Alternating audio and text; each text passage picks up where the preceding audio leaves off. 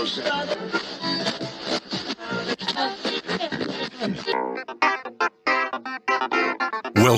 to the John Freakin' Muir Pod. Lace up those boots and sling on the pack for a romp through trails, short and long.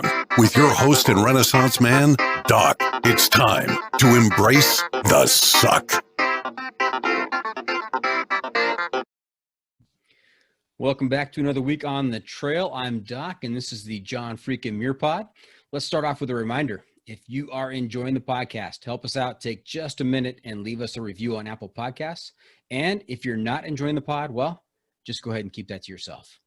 All right, on to this week's guest. Today, we are talking to a real legend, which is actually his trail name. I want to start off by thanking Jason Fitzpatrick of Mile and a Half for the suggestion to bring Jeff Legend Garmire onto the podcast and for allowing me to drop his name while setting this all up.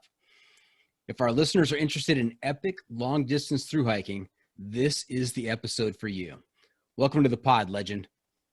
Thanks. Yeah, and I know Jason really well, so I'm glad that he could link us up and we can talk about anything and everything on here. Okay, now I want you to be honest with me. If I had not dropped Jason's name, if I had just reached out to you on a cold call and said, hey, Legend, come on the pod, would I have gotten any response? Yeah, but we'd probably be doing it in April or May. I don't think I would have turned around so quickly. It helped to remember it in my mind for having Jason. Nice. I would have done it. It would have been more scheduling issues, I think. Awesome. So extra shout out to Jason Fitzpatrick. Thank you very much, Jason. All right. First off, we go strictly by trail names. So Jeff Garmire, it's out the window from this point on. It's Legend strictly. You have to tell us the story behind the trail name. Is it because of the 30,000 miles by age 30, or is there another story behind Legend? There's a much earlier story on in the progression of those miles. About 29,700 miles ago, when I was on my first through hike on the Pacific Crest Trail in 2011, I was hiking with a group doing a traditional Pct hike. And we left Wrightwood, California, and we should have packed out trail food. It's kind of one of the things you do your first night back on trail, but we didn't. And so we were sitting at Grassy Hollow Visitor Center 1 mile from Inspiration Point and just talking like, man, we should have packed out a pizza. It's like 5 p.m. And I just said, well, I can go back to the trail or back to the road, hitch into town, get us a pizza, and be back here in an hour and a half. And they're like, there's no way. And so that was the challenge. And then I walked back to Inspiration Point, got a hitchhike down to the pizza place in Wrightwood, got a ride back up, had 2 pizzas. I even went to the grocery store, got some steaks we cooked over the fire. And they said that was legendary. So from then on, I became known as Legend. And you show up with some hard-fought good grub, and it's Legend. I totally understand that. Yeah, and I guess the other part of that story that I learned quickly was without a pack, it was actually a lot harder to hitchhike because I was just standing there like some strange person at the trailhead with nothing with me. So I learned from then on the pack is a nice tool when you're trying to hitchhike to places. Show them you're a hiker. That's right. I can imagine you were 300 miles in. Yeah, about 300 miles, I think. Yep. So a 300-mile looking through hiker without a backpack could be a pretty scary sight on the side of a road. Yeah, smell them from a mile away. And I love the way that you referenced the time period. You didn't use time, you just used miles, 29,700 miles ago. And I think for all through hikers, that should be kind of the benchmark to show your experience. You don't talk about what you did last year or last month. You say, hey, 75 miles ago or 1,700 miles ago. It's all very, that's very so cool true. way to refer to it. In a through hike too, that's so true that you're talking about 500 miles back or one state back, or you're doing something completely different than how many weeks ago. No one knows weeks when every day is the same. That's right. That's right. Hey, Legend, have you listened to the podcast before? I have not. Okay. And the only reason I ask is because I want to make sure that you are aware of a regular feature we have on the podcast called the Pro Tip Insight of the Week. And so towards the end of the episode, I'm going to turn to you. I'm going to ask you for some bit of wisdom, for some trail insight about what's going to help our listeners' next outdoor experience be that much more epic. So Yep. Be on the lookout for that. Don't be surprised when I ask you. Gotcha. Yep. All ready. Okay. Yep. Very good. Hey, another feature we've been doing this season is the must bring gear review. And here's how it works. If you were to let a stranger pack your bag with pretty much generic gear for a multi-day hike, what is the one specific piece of gear you would insist on being packed? And if you got a particular brand for that specific piece of gear, even better. So what do you think? This is going to be very, very beginner, but I love putting on a fresh, clean, new pair of socks. So no matter how many socks are packed, I want a fresh, clean, new pair. I just think socks, when they're clean and fresh, have that feeling that can brighten my day. And maybe that makes me strange or unique, but I don't need gloves or anything extra warm anywhere else. But the feet, you got to have that extra pair. Yeah, foot care is so important on the trail. I mean, that's what's taking you from point A to point B. And if your feet get messed up, or you're constantly thinking about how bad they hurt or the blisters, the rest of it's just miserable. Yep. And even just having that third pair to transition between, whether you change out your socks midday or whatever, I've just found that you can't really have too many pairs of socks. What is the correct number of pairs of socks for the PCT, let's say?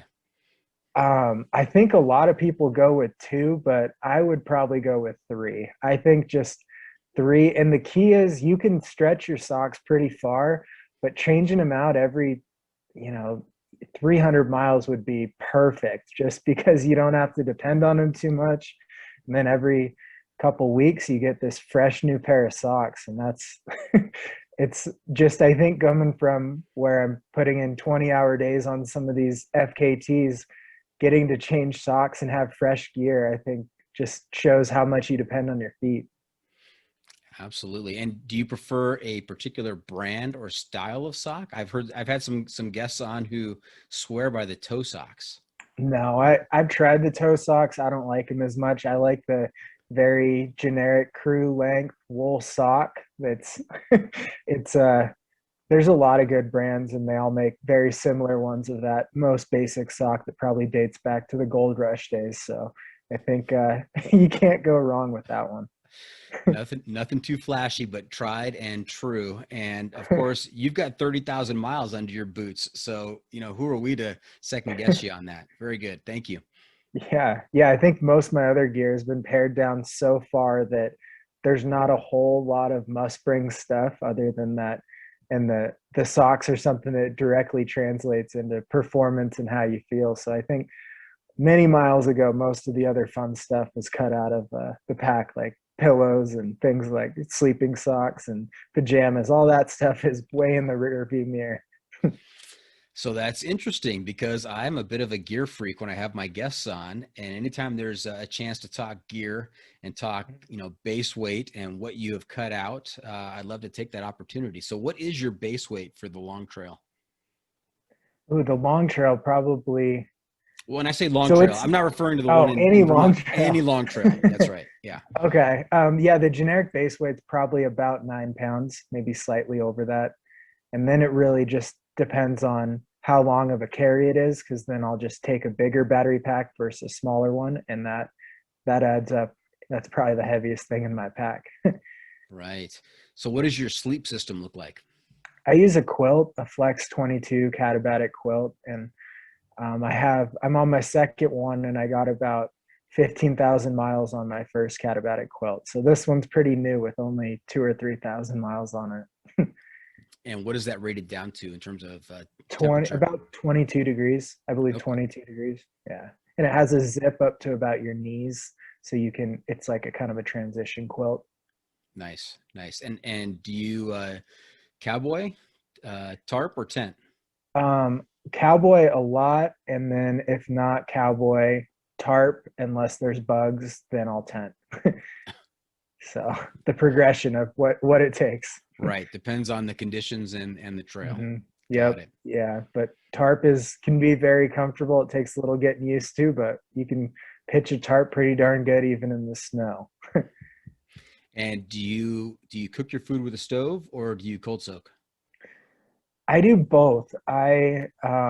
If speed is the goal, definitely not even cold soak, just a series of either wraps or bars or things. But cooking, if it's more leisurely, just because it's kind of a fun activity to have in the evening.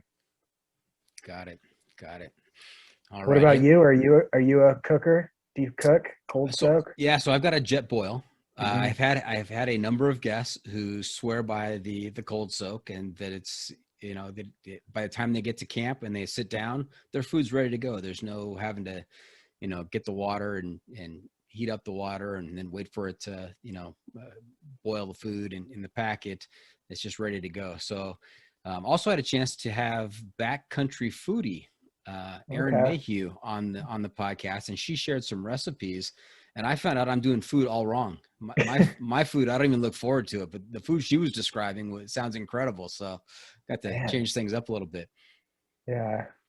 Yeah. No, there's plenty of good food, and I have a dehydrator, and when I put the time in to dehydrate my own like vegetables to add into things, even like peppers and things like that, you can really change your demeanor just based on food versus getting your Knorr pasta sides and throwing in seasoning. That's not quite as good these days. Yep. Hey, let's back up a little bit and go over your background. Like, where did you grow up? What kinds of hobbies or sports were you involved in as a kid? And was the outdoor experience a part of your childhood? Yeah, I grew up in a suburb of Portland, Oregon, in Vancouver, Washington, and we would go hiking a few times a year, but or backpacking even. But the backpacking we did was where you would hike 3 miles into a lake and spend 3 days at the lake fishing, and then you would hike back out. And to complete that 3 days at the lake, you would obviously have to carry in between 60 and 70 pounds of gear just because that's how backpacking was done then. And we had big external frame packs. And from the time I was little, we would go. When I was a year old, I got so many mosquito bites on one trip that the daycare wouldn't take me because they thought I had chicken pox because that's how many bites. And then another trip when I was younger, I got Giardia. So my parents really exposed me to all the stuff out there.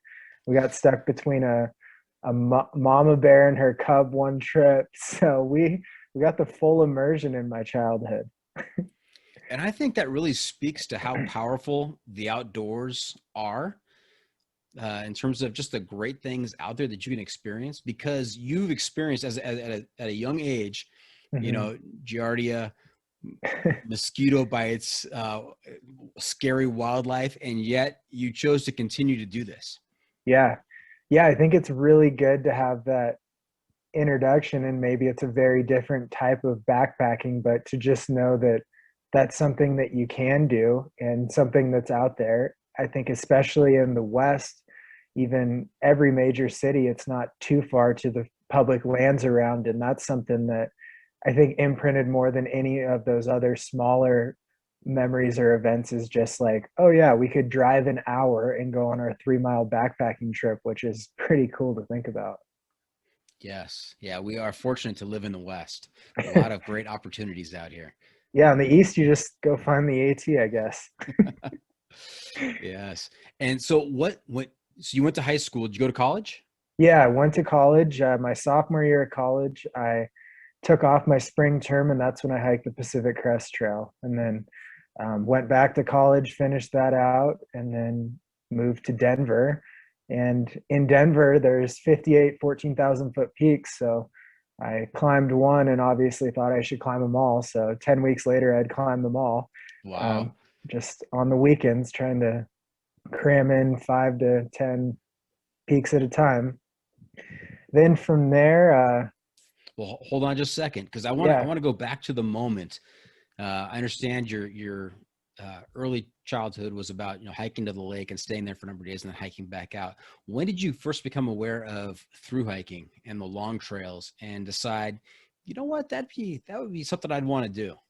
Yeah, so it started with the awareness. I'm sure I didn't know I wanted to do it then, but we went on one of those backpacking trips near let's see, um, Pamelia Lake in Oregon, kind of central Oregon area, and we saw a number of Pacific Crest Trail hikers, through hikers, and they were filtering their water out of one of the lakes we were at, and we talked to them for a little while, and kind of as we got to know them, it was like, wow, they've hiked from Mexico all the way up to here, and they're headed to Canada.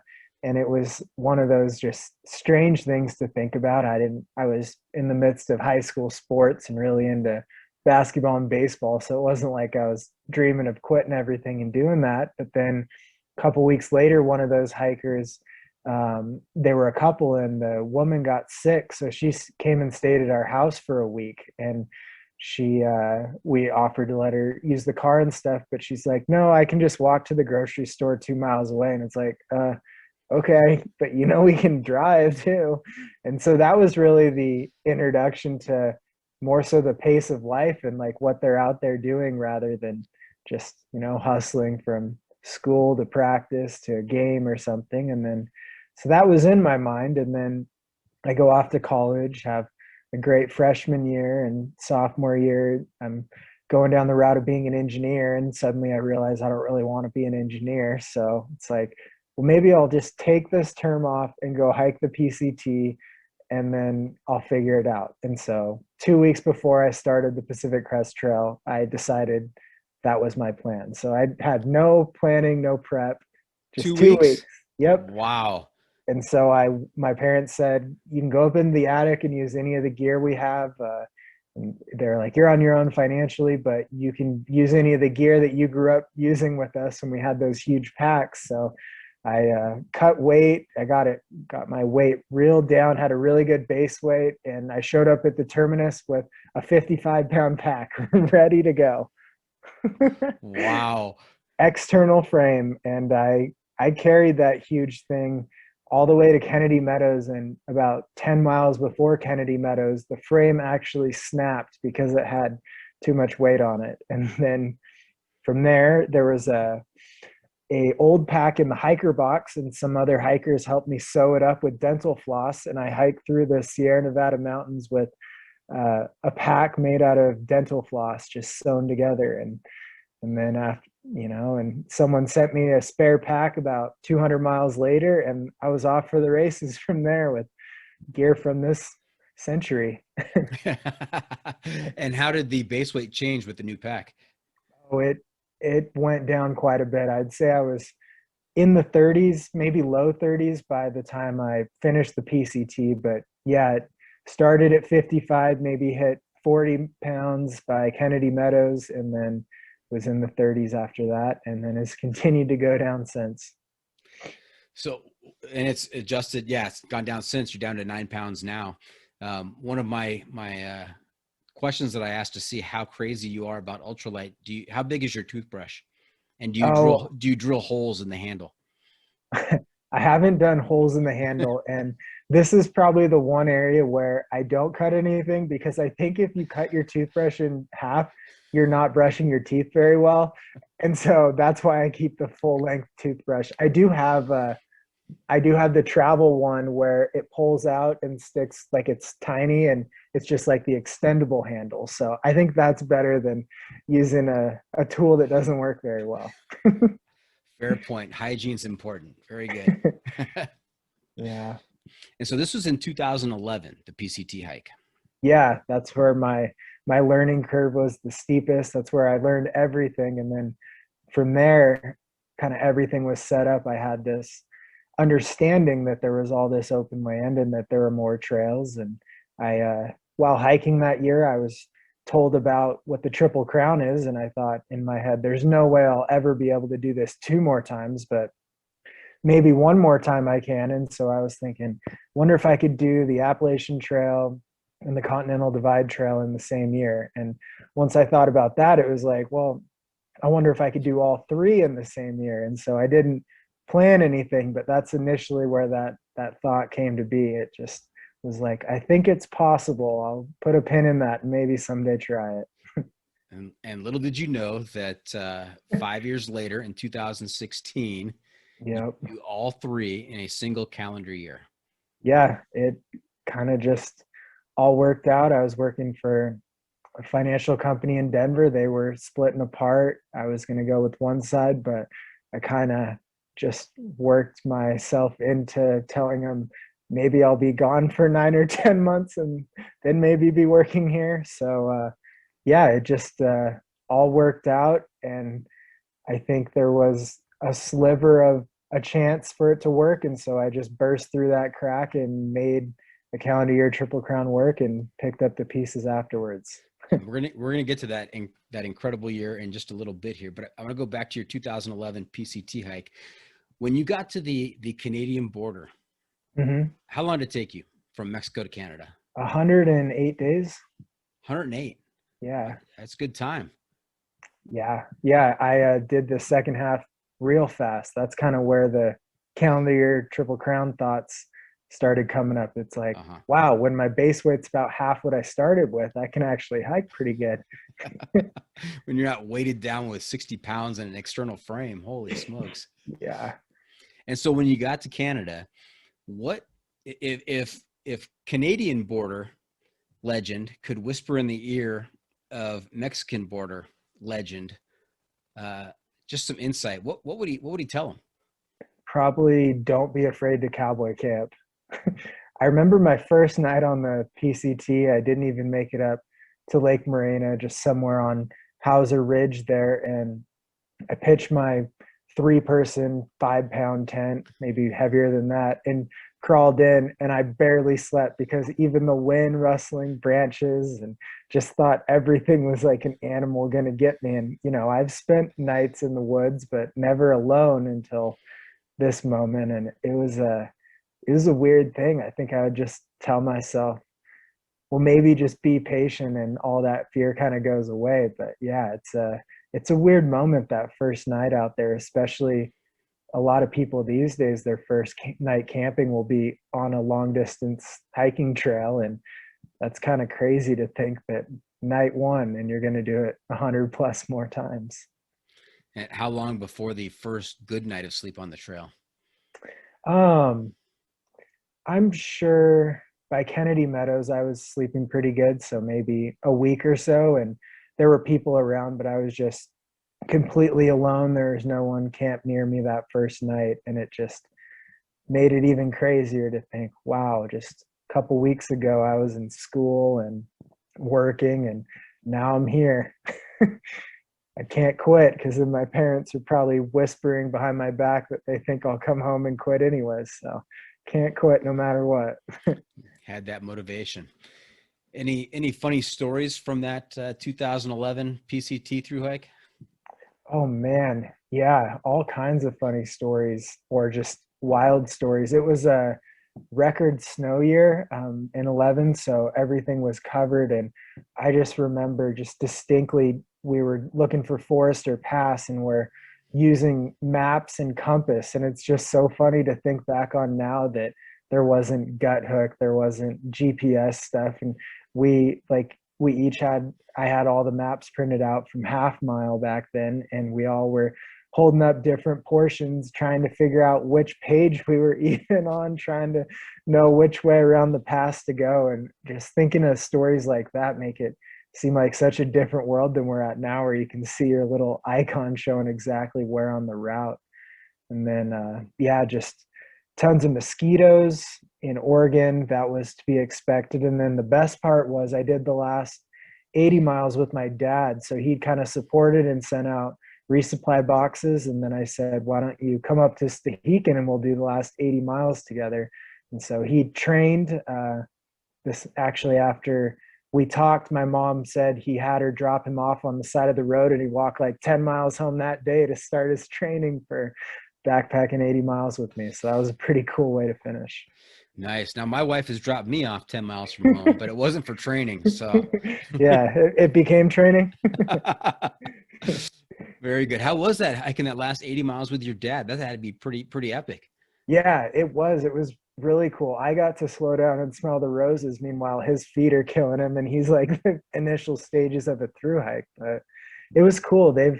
My mom and dad have gone on to do things like hike the John Muir Trail and do some stuff in the Wind River Range and stuff. So it's been cool to share in the outdoors and give bait on adventures and locations together. Mm-hmm. So that's been a cool situation.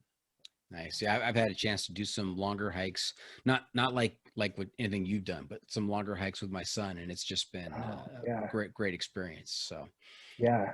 very cool. Hey, what were your favorite moments or favorite locations from the PCT? You have any favorite spots?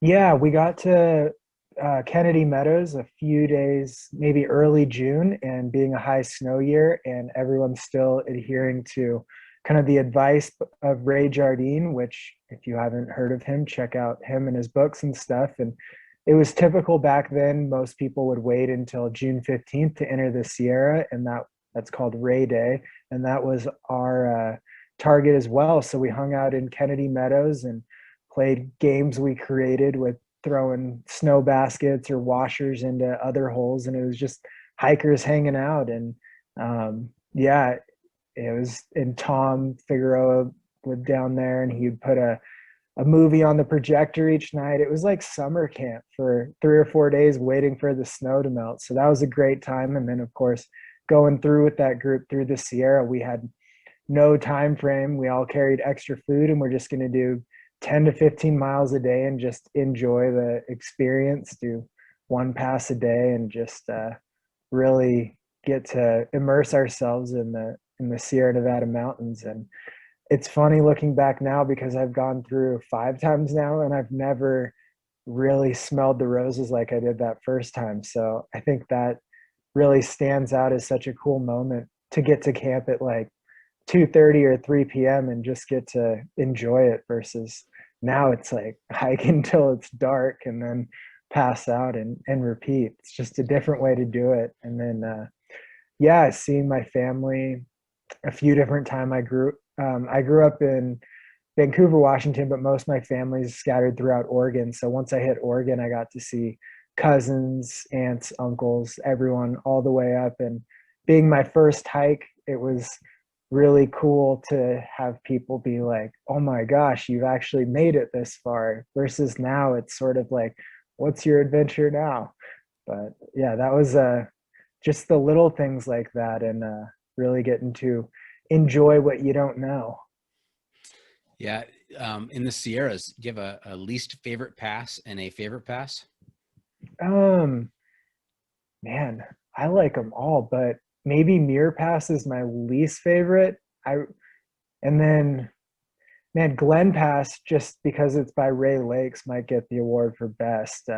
But as far as actually climbing one, I like Mather because it's pretty tough. So, but yeah, I could say a good and bad thing about each of the passes. We Yeah, could do 2 hours on the Sierra. true. That's right. That's right. And Yeah. in 2011, was the Oregon Challenge a thing where you try and cross the state in 2 weeks? Yeah, it was a thing. It wasn't huge. More so back then, I'd say some people tried to do the Oregon Challenge, but a lot of people, it was like in Oregon, you try to do your biggest day, like you try to do a day over 50 or close to 60 or something. And that's what we talked about a lot more than, I guess, the length of Oregon. But I didn't complete the challenge, I'm sure, in Oregon. I took a couple days off and Did saw everybody. did you try and do your longest day in Oregon? No, I actually did a 50-mile day with my external frame pack from Walker Pass to Kennedy Meadows because I wanted to be done with it.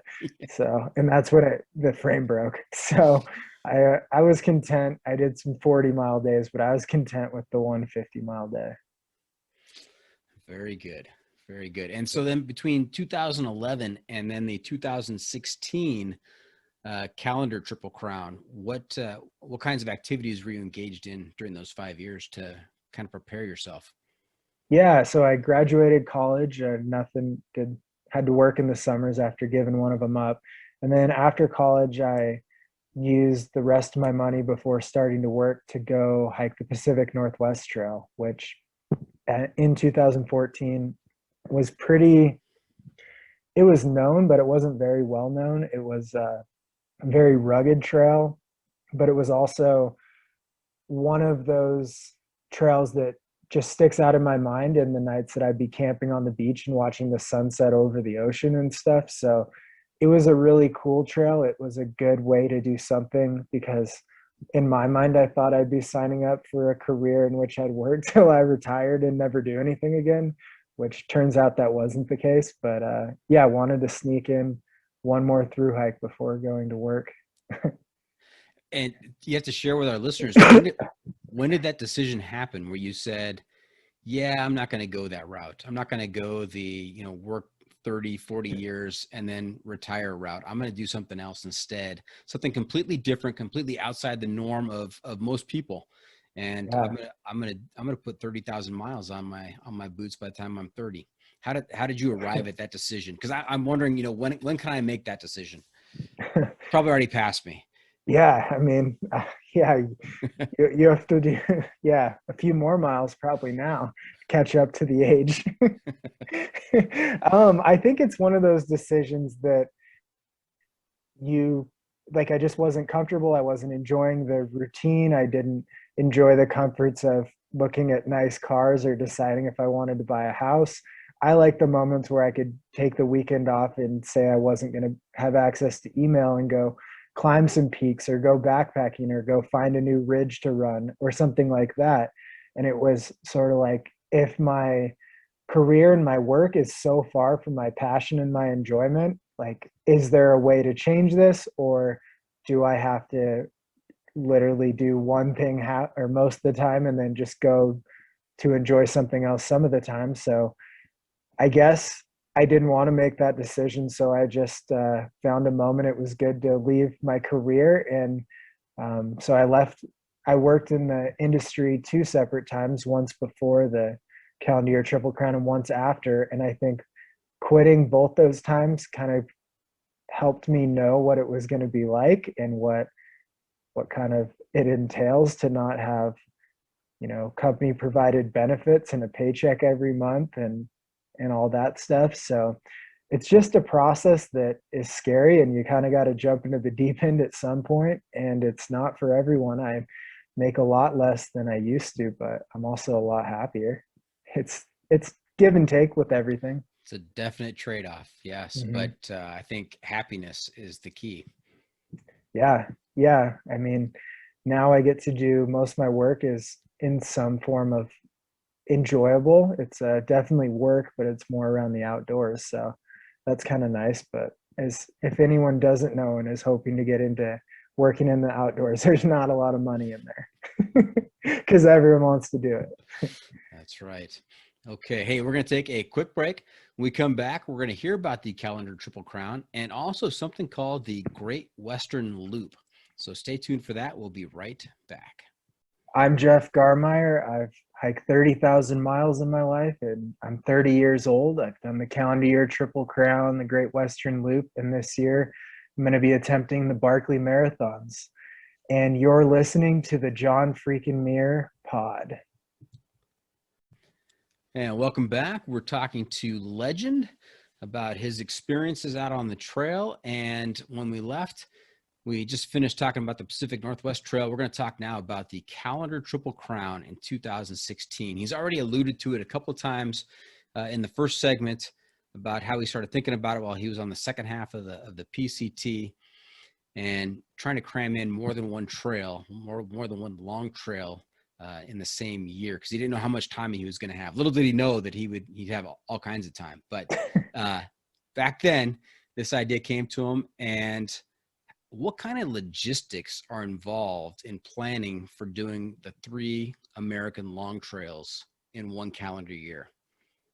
Yeah, it's all about seasons and where you want to be when the worst of winter is hitting. So in the best case scenario, you can usually squeeze in close to 2 of those 3 in pretty good weather or good enough weather. So it's just deciding what to do with that third trail. And that third trail is going to be the Appalachian Trail because it's close enough to civilization. There's shelters at lower elevation.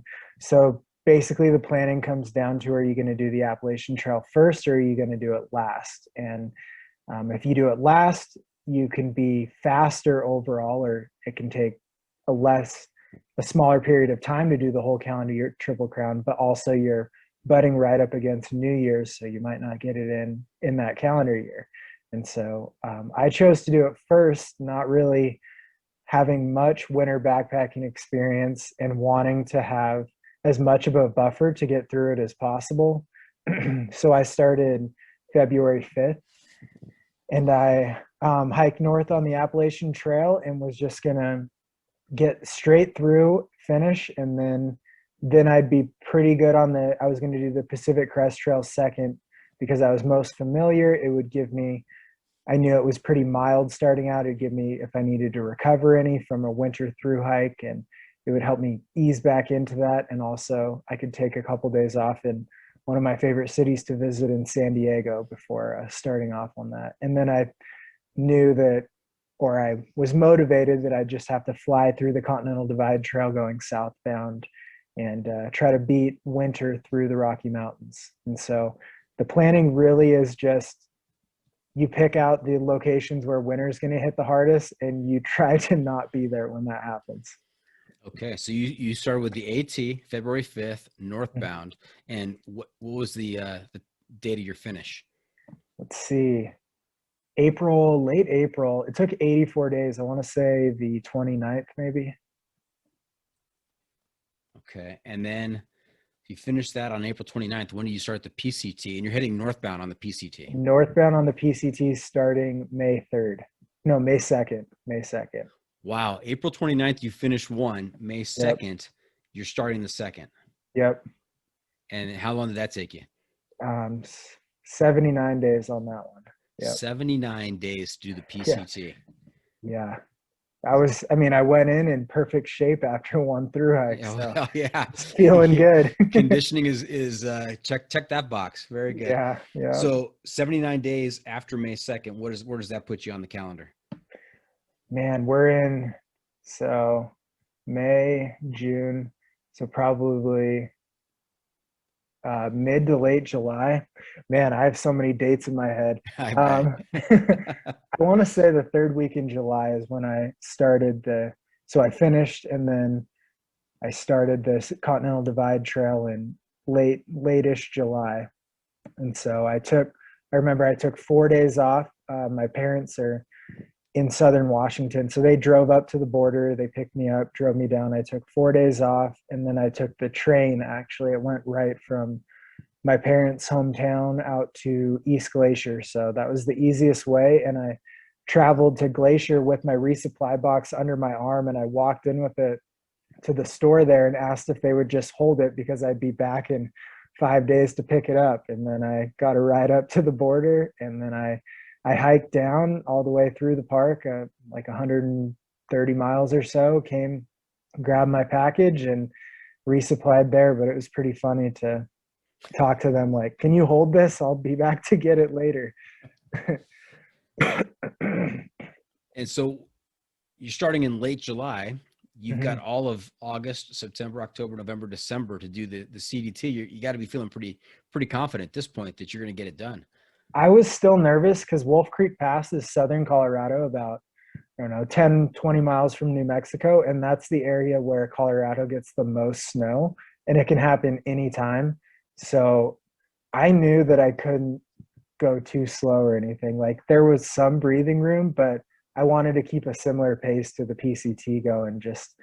And there's the whole thing, like, if you get injured, you're going to be slower, or you got to take time off. So there's definitely plenty of things to think about that are beyond the scope of just like, oh, I got plenty of time. Right. And so when did you finish the CDT? October 15th. Okay. Yeah. October 15th. And you bring up a good point, because any through hike, no matter the amount of conditioning you've done, the preparation, the research, all it takes is a sprained ankle, one bad step, a slip, and your trip is ruined. And that's just for one trail. To string 3 long trails together in the same calendar year You've got to have all the prep, you've got to have all the conditioning, but you have to have all the luck too, not to have a misstep or an accident happen. Yeah. Yeah, it's a lot of luck goes into everything about hiking, even people doing it on a tight budget. If you have one of those injuries or something and have to any kind of medical or gear failure or something, there's a lot of ways that a through hike can fail, whether it's a 9-month thing or a 2,000-mile thing. It's when you think about it, it's actually pretty amazing how successful many people are and different types of people and how resilient the body is. I had tendonitis for the last 2,500 miles of it, and it would come in waves and be bad some days, a little easier some, but it's kind of amazing what you can walk through if you're that driven. Wow. Tendonitis for 2,500 miles. That does not sound fun. So start the PCT with tendonitis. Yeah. Ouch. Ouch. Now, this calendar Triple Crown, was this the first time you had hiked the AT and the CDT? Yep. Yeah. I had lived in Colorado for 2 years, so I knew Colorado pretty well. But as far as hiking any of that terrain, I didn't know it too well at all. Didn't know how many cows were on that trail. Especially down in New Mexico. Yeah. New Mexico, even Montana, Wyoming, there are expanses of just cows. You're sharing water sources with cows a lot of the time. Right. Now, all the Triple Crowners know each other, so I'm assuming you know Ginger Balls. I know Ginger Balls a little bit. Yeah. I was being facetious, but hey, very good. He came on the pod and he was talking about the Continental Divide Trail, and he started. It was a northbound trip, and the start in New Mexico, he said, was pretty rough, and the cows and the limited water sources and the water sources with the cow piles in them, didn't really do a lot to encourage him. So he had a lot of choice words about New Mexico. Yeah, New Mexico, especially if you're starting there headed north, can be there's not a lot going on for more than the first 200 miles. You don't even get a whole lot of good stuff going for quite a while. It wouldn't be my first choice to start a hike. Yes, that's what he said as well. So of the three trails, actually, rank the three trails in terms of your favorite. Number 1 is the PCT. Number 2 is the Continental Divide Trail. And number 3 is the Appalachian Trail. But I'm a West Coast guy, so completely biased. But not uncommon ranking. I've heard that similar ranking from other Triple Crowners on the podcast here. For some reason, the AT is kind of like the stepchild. They refer to it as the green tunnel. Not a lot of sights sometimes, and it's pretty rough in a few spots. So, yeah, it's a great one to get started through hiking because there's a lot of access to towns, shelters, and stuff. You can really learn how to go hiking on that one. So there are benefits, but in my mind, not my favorite. Mm-hmm. Now, on the Continental Divide Trail, I know there's not a lot of alternate routes. What did your mileage end up being on the CDT? Oh, good question. Probably around 2,800 miles, I would guess. So maybe in that realm, 2,800, a little over that maybe.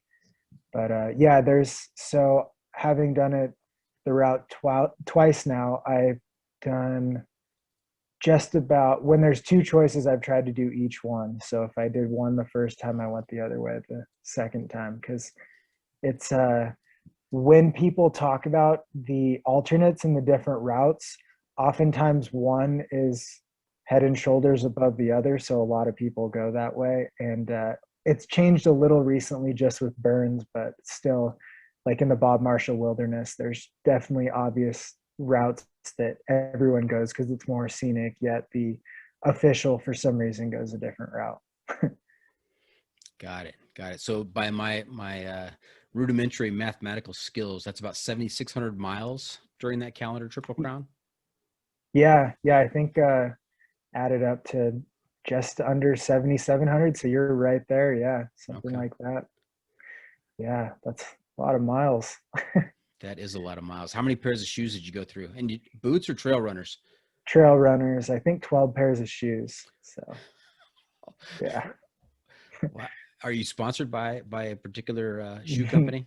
No, these were Oh, just Columbia shoes bought off Amazon, delivered to places along the way. Actually, I wore this. I don't remember what brand or what model, but I wore this one model and had 11 pairs of it that I wore along the way. But one time in Colorado, it was $10 cheaper to get one that looks similar, and I got it. And within 200 miles, my feet were hurting. So I knew that it was a mistake to try to change it up. Just why mess with a good thing to save $10? fair point. And has anybody else done the calendar Triple Crown? Yeah, Heather Anderson, Anish, do you know who she is? Yeah, I've reached out to her. I'm waiting to hear back from her. Okay, yeah, she did it a couple years after me, and then a fellow or a Barkley Marathons finisher, Flying Brian Robinson, was actually the first one to do the calendar year Triple Crown. He did it like 20 years ago, so he did it in 2001, I think. So he was the first one, and then I'd say there's been a handful of people who've done it since then. So you are in pretty exclusive company. Yeah, I guess so. It's for being nomadic and hiking alone, I guess you'd say I still am in exclusive company. And is there an FKT for the calendar Triple Crown? Not really. I think it's more so everyone keeps track of, kind of like a through hike. You just want to know how long it took, and so maybe in that regard that it's tracked how long it took, there's an FKT, but I wouldn't say it's a competitive thing that people's goal is to set that FKT. If you're going for the calendar year Triple Crown, I think you just want to finish it. Right. Let me ask that question a different way to get to the point I was trying to make. Has anybody hiked it faster than you? um I don't know. I don't think so. It's man, we can get into FKTs later, but it's very different in the sense that you can jump around to different points on it, or you can hike each trail straight through. Mm-hmm. And so the different styles, there's a number of ways that people do it, but I think I'm among the faster ones. I think so. Just looking at these time periods here, 84 days, 79 days. That's pretty good right there for the first two. So, Yeah, quick. yep. All right. Very good. So you finished that in 2016, and then you decided, hey, let's do something different. Let's do something called the Great Western Loop in 2018. Yeah, yep. I worked for a couple more years, and then I guess I was ready for another adventure and maybe to quit the working career world for good. So I decided the Great Western Loop would be what I did. It's only been done. So I'm the second person who's done it. Andrew Skirka was the first one.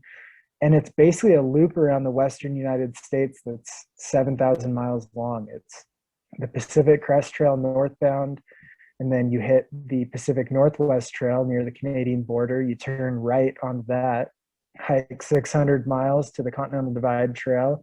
You turn right onto the Continental Divide Trail, hike all the way south until about Doc Campbell's, the Gila River area, and then you turn right on the Grand Enchantment Trail. You take that and it merges with the Arizona Trail for a while, and you follow the Arizona Trail all the way to the Grand Canyon. And from there, you're on your own to figure out your own route to connect the Grand Canyon to the Pacific Crest Trail. So just on your own.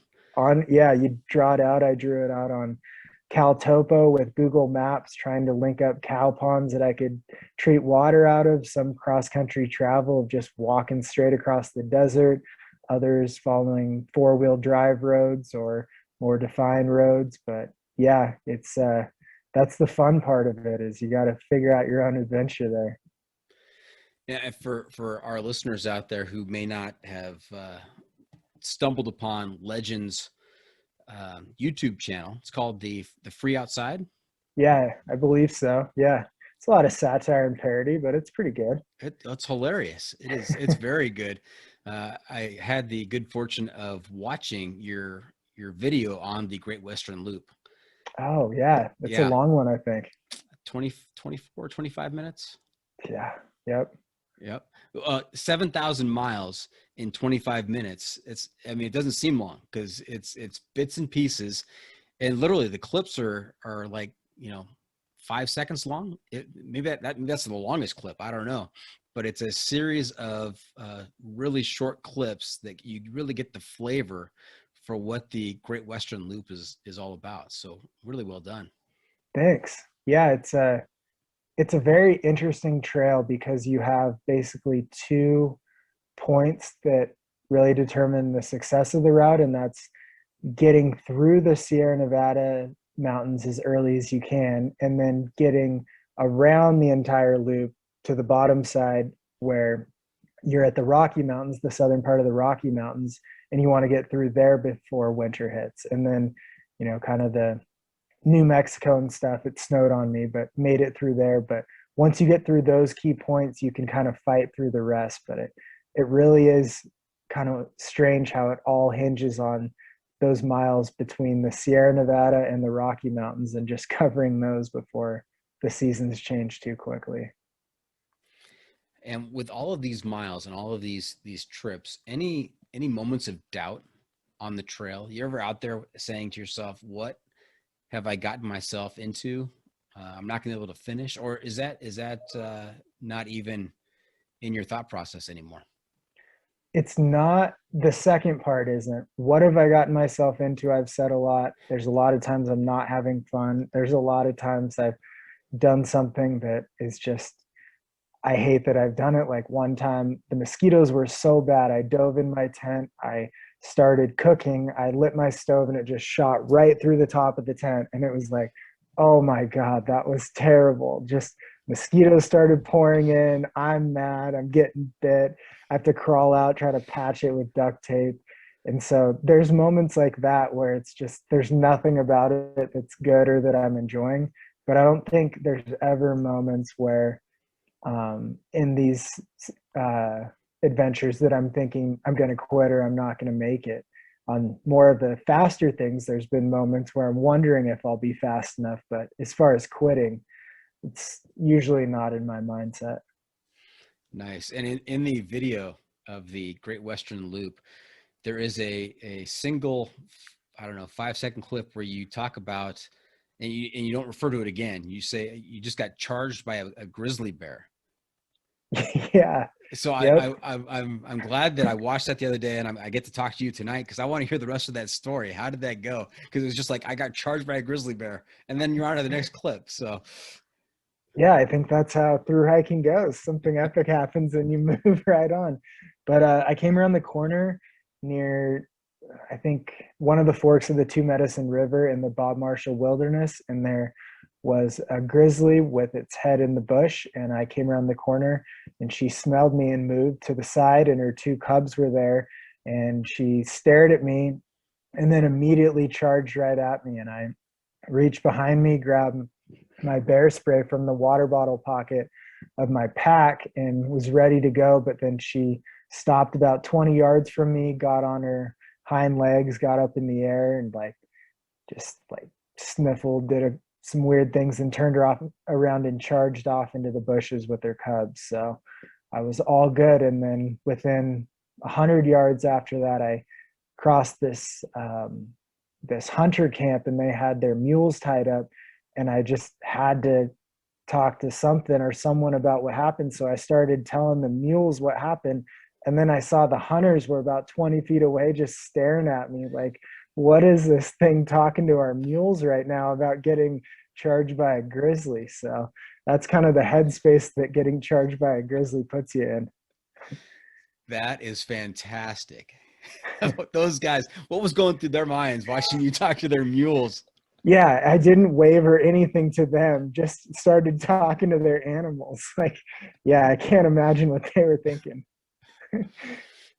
That is fantastic. Any other moments from the Great Western Loop or the Calendar Triple Crown where you encountered some serious wildlife? Yeah, I got charged by a moose in the calendar year Triple Crown. It was near Steamboat Springs, Colorado, and just came up, was hiking down the trail. I thought there were a shed or antlers laying on the ground and was like, oh, I'm close to town. I can pick these up and move them back or send them back. Then they started moving, and it turned out it was two bull moose, and one of them got up real slow, and I'm videoing.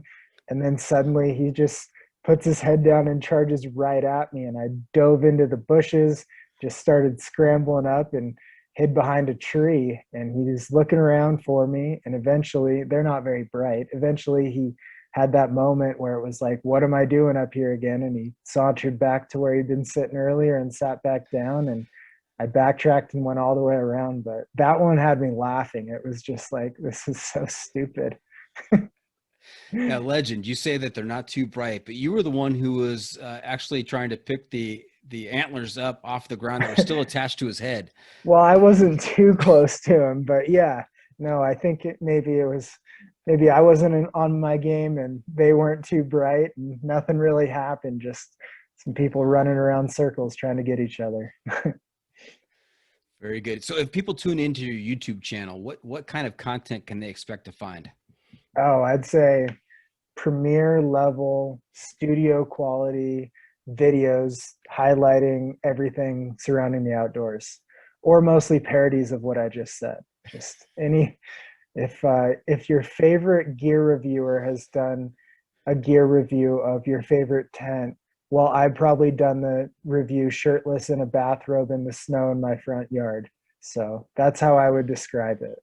And I've reviewed all sorts of key items that you want to know more about, like tent stakes or, just t-shirts.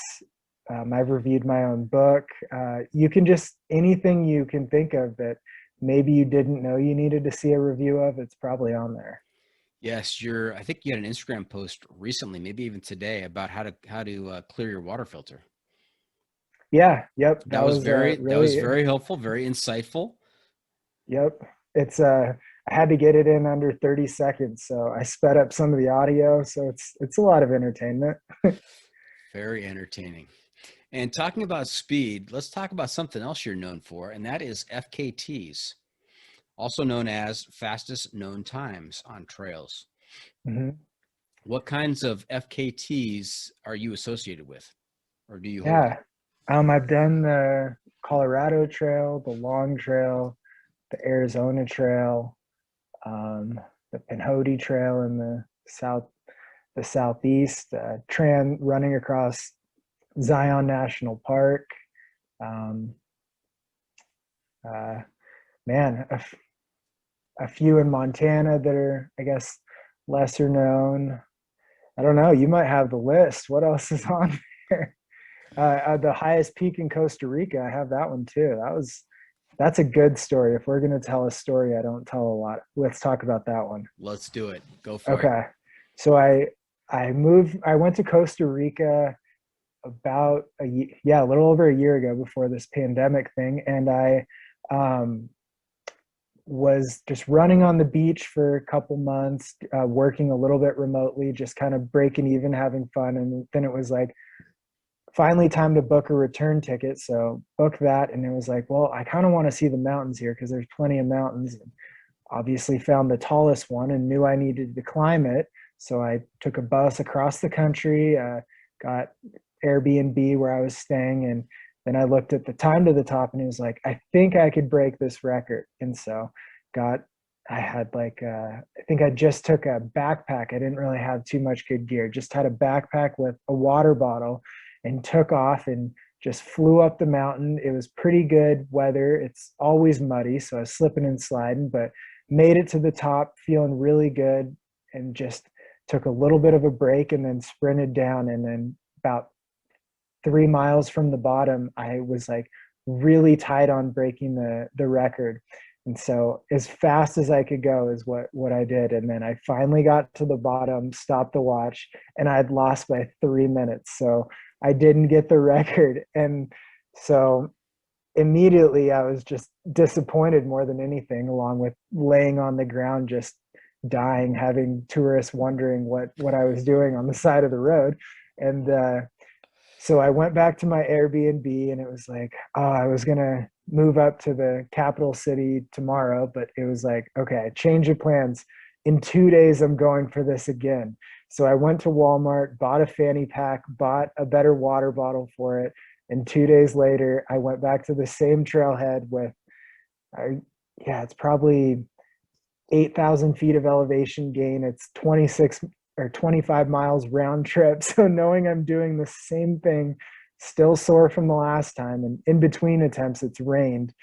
I just knew I was so close. I wanted to at least try it again. And so this time everything went perfect, left nothing to chance, even though the conditions were worse. I pushed even harder and broke it by, I don't know, 15 minutes or so. So it's one of my favorite things that I've done, because I remember walking to the start of it thinking like, this is so stupid to do this again. Like 3 days later, it just is such a rough route where you go straight uphill for 13 miles and straight downhill for 13 miles, but got it done and kind of proved to myself that, mental toughness to just want to take those first steps.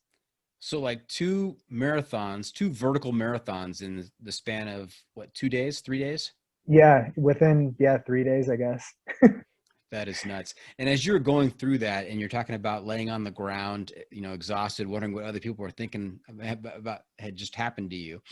I wondered if on any of your FKTs that you've done, do you ever run by other hikers or people who are on the trail and you just yell out bear and you keep going, just keep things interesting out there. That's a great strategy. Actually, when I did the John Muir Trail with my friend John Airborne in 2019. And when we were just hiking and having fun, when we'd be hiking by a big group, we would just stop and start pointing into the valley. And then they would all stop and be pulling out binoculars and looking and thinking we saw something, and we'd keep going. But we just laughed every single time. It's like in Yellowstone, I live near Yellowstone, and people think when cars pull over that must mean there's some big animal next to it, and 50 cars will pull over. So it is fun to do that once in a while. Yeah, I had a guest on the podcast who, in crowded situations or in situations where there wasn't a lot of cover for you to go to the bathroom, he would stand if he just had to pee. He would stand and he would point up into the sky, and people would look in that direction while he was just doing his business. That's genius. Yeah, I think, just pointing in any situation, people's eyes are going to follow. Yeah, his wife was pretty critical of him and said, "Yeah, nobody fell for that. They just saw this guy, peeing while he was pointing up in the air." Yeah, like calling a shot or something. Right. This one's for you. Yeah. Very good. That's how you get the nickname the Babe. So the Babe. That's a good one. Yeah, that works perfect. All right. Hey, we're going to take another quick break. When we come back, we're going to get to one of my favorite topics, and I bet my regular listeners can guess what that might be. So stay tuned. We'll be right back. And welcome back. Talking to Legend, and I kind of left a little teaser as we left the last segment about what we'd be talking about next. It's one of my favorite topics. And so if you're a regular listener, you know that we're going to be talking about the Barkley Marathons. Because I found out right before we began recording tonight's episode that Legend is actually competing in the Barkleys in the next couple of weeks. So, yep. Tell us a little bit about that, Legend. This is the first time you're going to attempt it. I think you were entered into last year's race, which got canceled because of COVID. Yep. Yeah, this will be the first year. It's a little different with COVID. There might be a few less people, but going to be the same course, the same weird setup and how everything works. Still going to be started with a cigarette, still going to be 130 miles with 70,000 feet of elevation gain. So it's pretty much going to be the same when you're out on the course, just a few changes in camp, it sounds like. So we'll see how it goes, but yeah, all trained up and just out ready to head out there before too long. Now, I want to point out something about your hiking resume, your outdoor adventure resume. And, 2011, 2 weeks, with 2 weeks worth of prep, you did the PCT. And then you said, you know what, that's not enough. I'm going to do all three American long trails in one calendar year.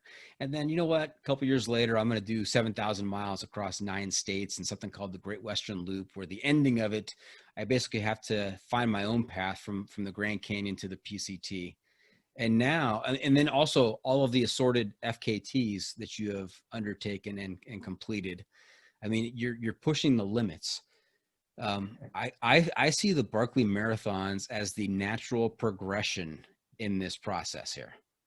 Yeah, I'm hoping so too. That's kind of what I've been aiming at as well. And I think I've always thought I can do best when it's pretty awful conditions, or it's really difficult, or it's easy to quit for people. If it's a straight foot race or running around a track, I won't do as well. But I think this type of thing where it is so self-reliant, and that's kind of what I'm looking forward to. And the worst or the steeper the terrain, the better, the more stuff to fight through, the better, because that's just when you get to think about how you made the decision to be out there by choice, which is always a fun one to come to grips with. And we talked a little bit about how the long trails came into your consciousness.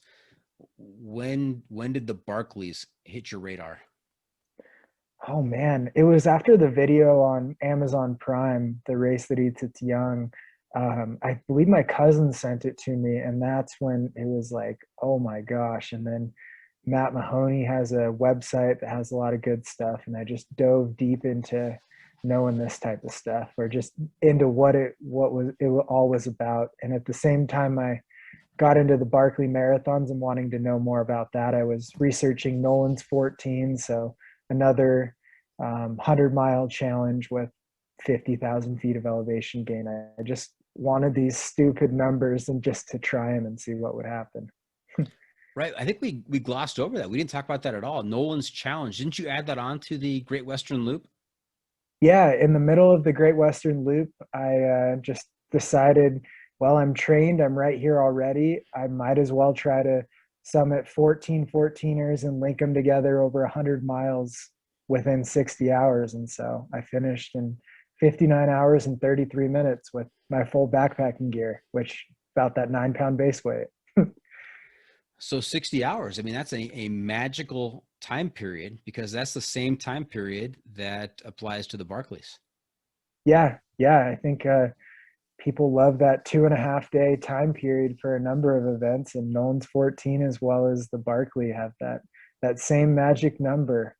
And yeah, I think it's kind of perfect, because you could stay awake the whole time, but you're going to be getting a little weird, or you could try to sleep just a little bit, but then you might be cutting it even closer. So it's that perfect amount of time that, you can try a few different strategies and no one really knows what's going to work.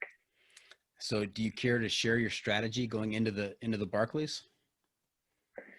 Oh man, definitely just get through loop 1 and loop 2 and just see where I'm at. But the funny thing about the Barkley Marathons is it starts sometime in a floating 12-hour period. So it could start at midnight when I get out there, or it could start at noon.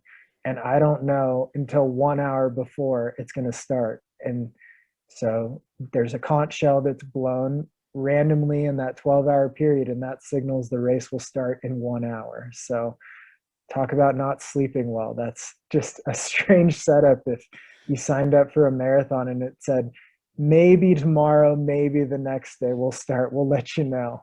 Yeah, that sleep is gonna feel like that first night on the ridge on the PCT. Absolutely, that's a really good point.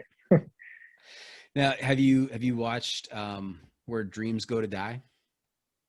Oh yeah, I've watched about everything out there on the Barkley, and that's a great film just on YouTube too for listeners out there. Yeah, Yes.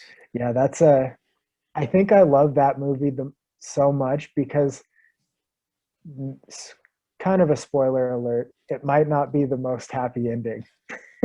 You might not get that feel good story and walk away like, oh, that's great. Yeah. I think the title kind of clues you into that, right? Oh Where yeah. dreams go to die. Yep. It doesn't get more real than that. Yeah. So I've had the opportunity to have Michael Wardian on the podcast, and more recently Jamil Corey, and they shared their experiences on the Barkley. And so I cannot wait to hear how it goes for you and what kind of stories you bring back from there. So if I can, I'd like to get a commitment out of you to come back on and talk about the Barkleys at some later date. Yeah, definitely.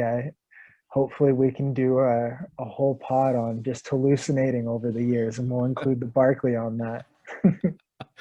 That is a great themed episode right there. Hallucinating on the trail. Yeah, self-induced hallucinating without drugs. I think that's perfect. And when I talked to Jamil Corey, he talked about this something he went through in 2015 that he coined the Slam of the Damned. It was four of the toughest ultra races, trail running ultra races out there, capped by the Barkley. And he finished the first three and then fell short in the Barkley.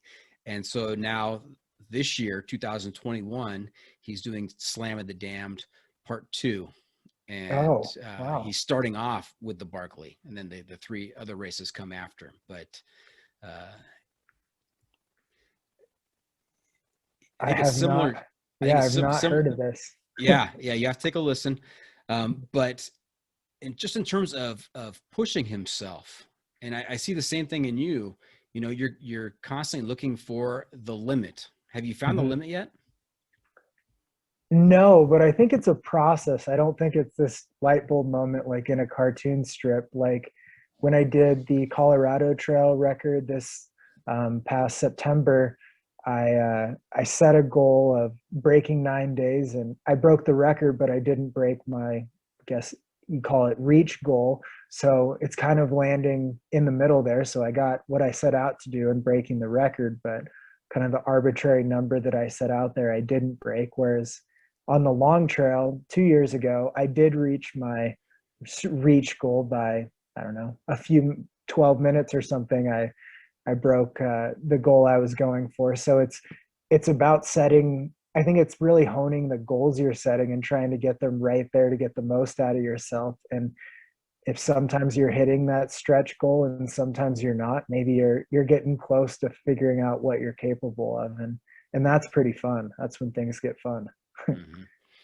Now, what kind of training did you do leading up to the Barkley? So much vertical gain. I pretty much stopped. I think I took the face off my workout watch that even tracked miles. I was just counting vertical feet and time of exercising. And so some running, some slow trail running uphill, but really just focusing on that vertical gain, because with a race with 70,000 feet of elevation gain, I mean, that doesn't even make sense. That's like Everest almost 3 times. So. Wow. And we know that first-time competitors in the Barkley have to bring some special gift to Laz at the beginning of the race. What is he requiring this year? Oh, well, so returning people will have to bring, if you haven't finished, you'll bring a special gift. For the virgins, you bring a license plate from your home state. So I got my Washington license plate ready to go, and I've had it for 3 years. I'm excited to give it away. I thought last year I'd get to get rid of it, but it's been burning a hole in the bottom of the bin it's in. But I think it's Mox. I think it's Moxie Soda this year. Moxie Soda. He's done that before. Yeah. And so the other participants that I've had on the pod who have done the Barkley, they've shared that the entrance process has been pretty top secret. They're pretty vague about their explanation of how they got into the race. So I'm looking to you to give our listeners the detailed step-by-step process on how to get accepted into the Barkley Marathons. Go ahead, Legend. Tell us how you do it. Yep, here it is. So donate about a week of researching everything on the internet associated with the Barkley, and then you'll have a vague idea of maybe a process you need to do it. But even then, it's going to be tough. So it's secretive, but I still think probably close to 1,000 people a year still apply. So good luck, even if you do get past the secret process. You got to you got to stack up to a bunch of other people. So yeah, I hope that's helpful. Very helpful. Yeah, thank you. I just tried to join the Facebook group, the Barkley Marathons Facebook group, and it had a questionnaire on it. And evidently I answered one of the questions wrong because I'm not a member. Yeah, there's so much secrecy around it. And even since I've started applying, I guess 3 years ago, there's more on the internet than there used to be. So really, listeners could figure out a lot by just poking around the internet. There is a book waiting to be written about the Barkley Marathons, especially, back in the days before the internet.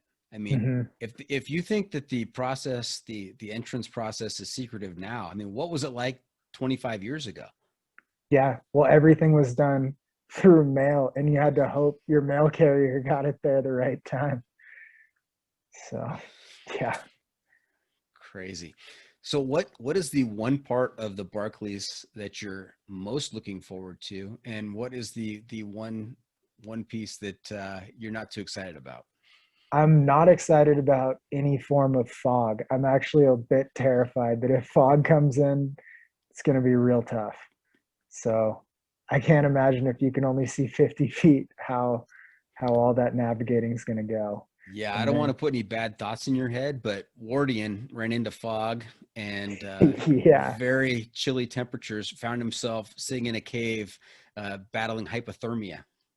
yeah, he didn't have the best showing. I'm sure he talked about that. He did. Yeah, yeah, I've messaged with him a little bit.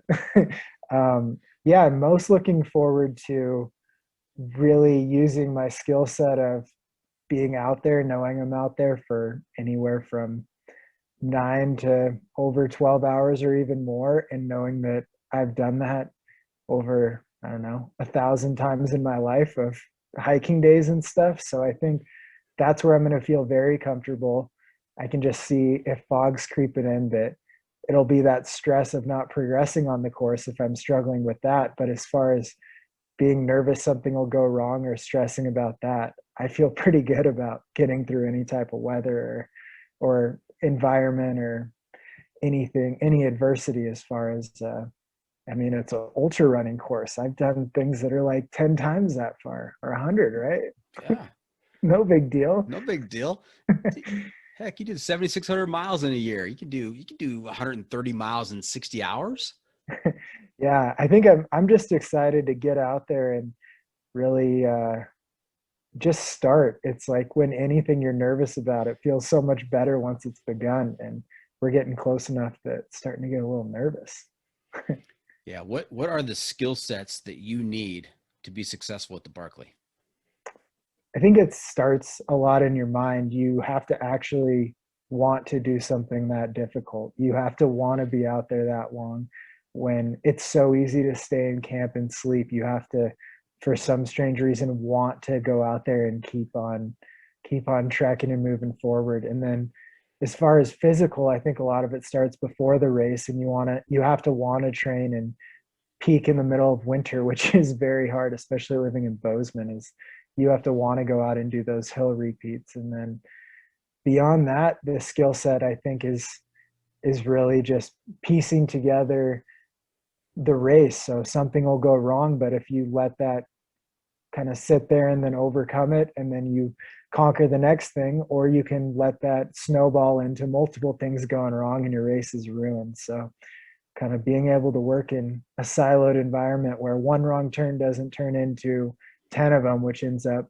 inside a cave battling hypothermia. You gotta kind of just be able to take yourself back to wherever you were before. Right. I think if I were training for the Barkleys, this is just me now, it's just, my 2 cents, that I would do a few stretches of 60 hours without sleep and making important decisions during those 60 hours to, just prepare myself. Yeah, like stay up 60 hours, then do your taxes, something like that. Exactly. Nailed it. That's perfect. And you win if you don't get audited. Yeah, you don't know if you win for a few months, but eventually, yeah, or years. Yeah. Nice. So what is the start date roughly? I know there's a 12-hour window. What is the start date roughly for the Barkley? Roughly, it's the end of next week. So. You can't even provide the date? I don't really know. I haven't done it before, so I'm going to tread real lightly. Okay. The end of next week. Okay. We're not going to, I don't want to make you violate any kind of rules in case Laz is listening. I don't want him to blacklist you. So watch Keith Dunn on Twitter. He puts out tweets covering the event. And I assume he will this year, but someone will. It'll be easy to find. After I talked to Jamil Corey, he mentioned, what was the name again? Last name Dunn? Keith Dunn. Yeah. Keith Dunn. Yeah. So I followed him on Twitter. I'm waiting for my updates. Yes. Very good. Very good. Perfect. All right. Hey, we wish you the best of luck and a great showing and some brand new stories from the Barkley. Oh, there will be plenty, I'm sure. Just got to remember them. Okay. Hey, let's segue to your book. You're an author as well. Tell us about your book. Yeah, I wrote a book on the calendar year Triple Crown. Enough people told me I should that I finally decided that I knew how to write and I knew how to read, so I would give it a shot. And I came up with the book, and it really just details. It gets a lot into trail life, kind of all the events, things like getting attacked by a moose, swimming a frozen river in Maine. And there's an audio book out too for all the hikers out there that like to listen to things while they walk or runners. But yeah, it was a really good way to think back on everything and get to think through the whole adventure one more time, because over time things kind of turn into 2 or 3 stories that you tell over and over again. But it was a good way to go through the 252-day process of hiking 7,600 miles. So it was therapeutic in a way. It was about as hard as the actual adventure. So it was not easy, but it was a fun process. And yeah, free outside, anywhere you can buy books. Okay. And when was it published? When did it come out? September of 2019. And what has been the reception of the book?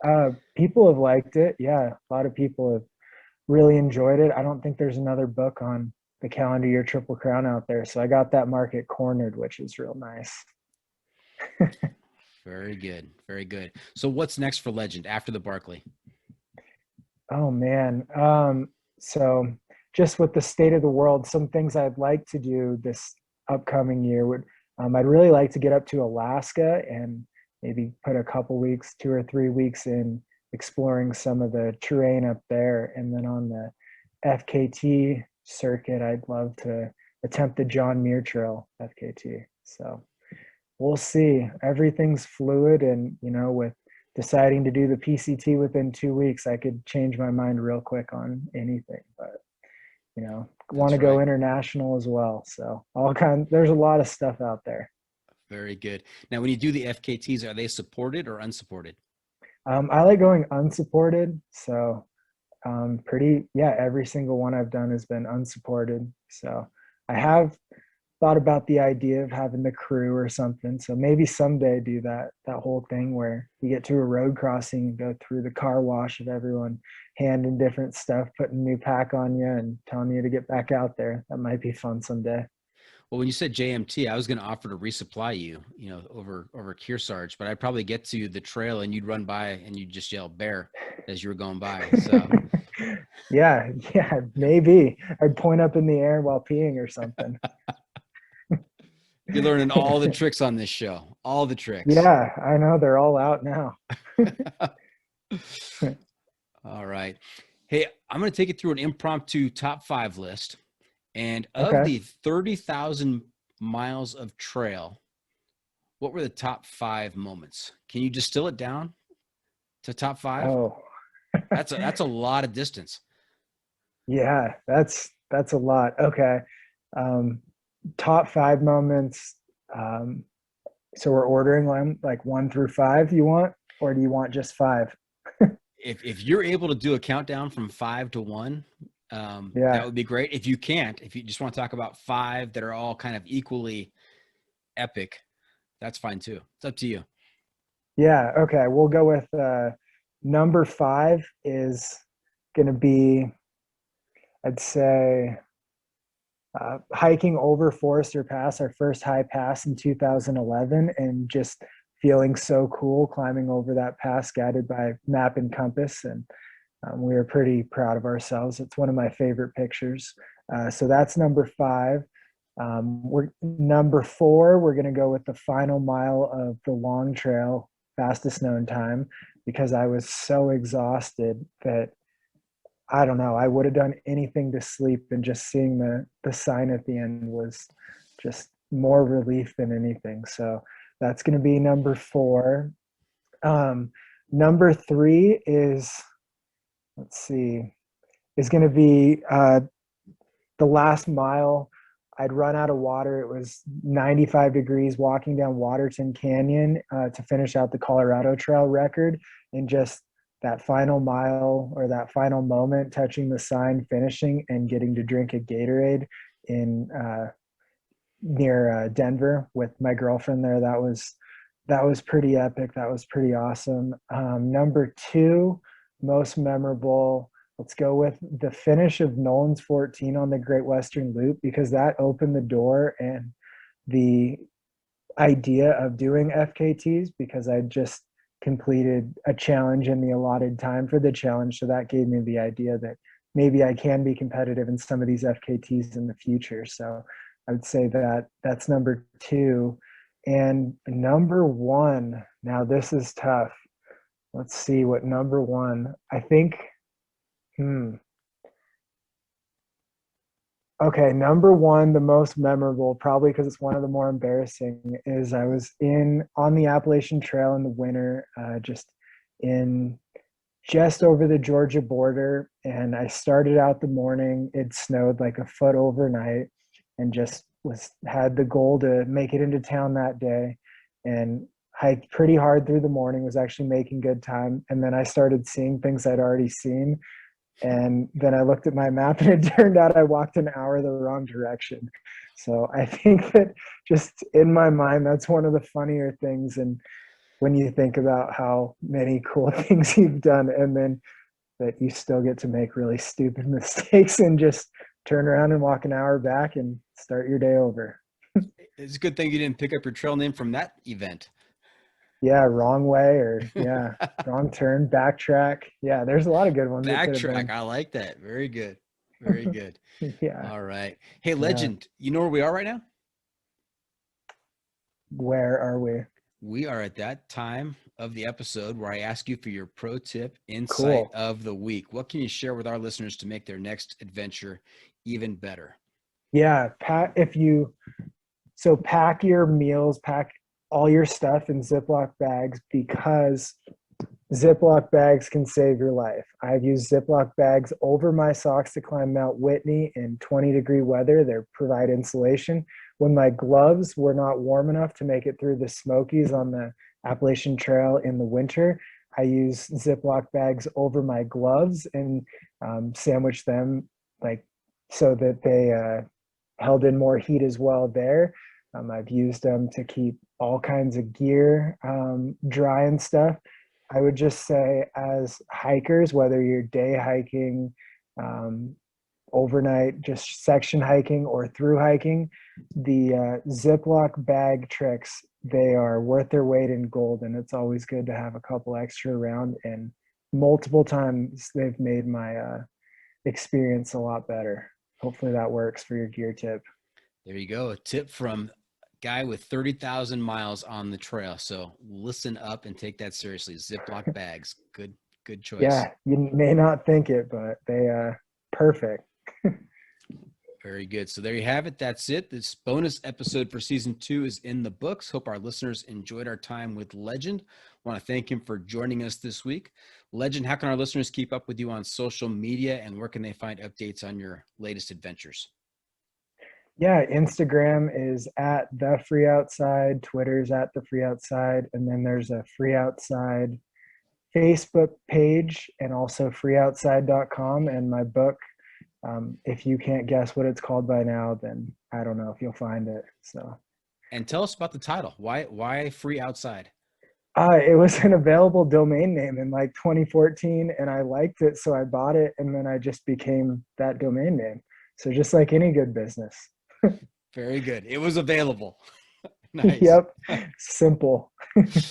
Remember to check out the pod on social media as well. We are on Facebook, YouTube, Instagram, and Twitter. And if you have comments or clips you want to share, you can send it to me at johnfreakinmuir@gmail.com. Legend, I'm also looking to you to give our listeners your recommendation for a book, a movie, documentary, a website, or a YouTube channel that will keep them connected to outdoor adventures. What do you have to suggest in the realm of adventure media? I Other guess than your book right it. and your YouTube channel. That's a given. That's stipulated. Well, I think we're going to bring this full circle because I would say, because it's kind of in my realm, Unsupported by Jason Fitzpatrick. I believe it's maybe on Vimeo or YouTube or somewhere like that. It's a great film and it's short, like maybe 30 minutes or something. And it's intense. It's a fun watch. So I would say that's one you got to check out. Very good. Unsupported, Jason Fitzpatrick, the man who recommended that I talk to you. Very good. Yep. And also, before we wrap Perfect. things up, I'm starting a new segment called What Have I Not Asked You That You're Dying to Tell Me About? What did I miss? Oh man. Um, hmm. That is a great question. I don't know. What do other people ask me? I guess my favorite thing to have after a long adventure is an ice cold beer and a lawn chair. That's, maybe it's a suburban style thing, but there's nothing better than car camping or finishing a long run and just plopping down in that lawn chair with an ice cold beer. Do you have a particular brand or style of beer? Just a nice IPA. I don't drink a ton, but a good beer. My aunt always says, like, you want to always buy good beer because what's the point in drinking bad beer? True. She's a wise woman. Yeah. That's a wrap from the John Freaking Muir studio. Any shout outs to friends or family, Legend? Oh, just Jason we mentioned, and then also John Schwartz, Airborne. He came up a little bit, and then everyone else. Yeah, they all can be lumped in together. Okay. Thank you for tuning in. Always remember the trail is the trail. It doesn't care if you want to go downhill. It doesn't care if it's almost dark and you're looking for a campsite. It doesn't even care if you're in the Barkley Marathons and the fog starts creeping in. The trail is the trail. Embrace the suck.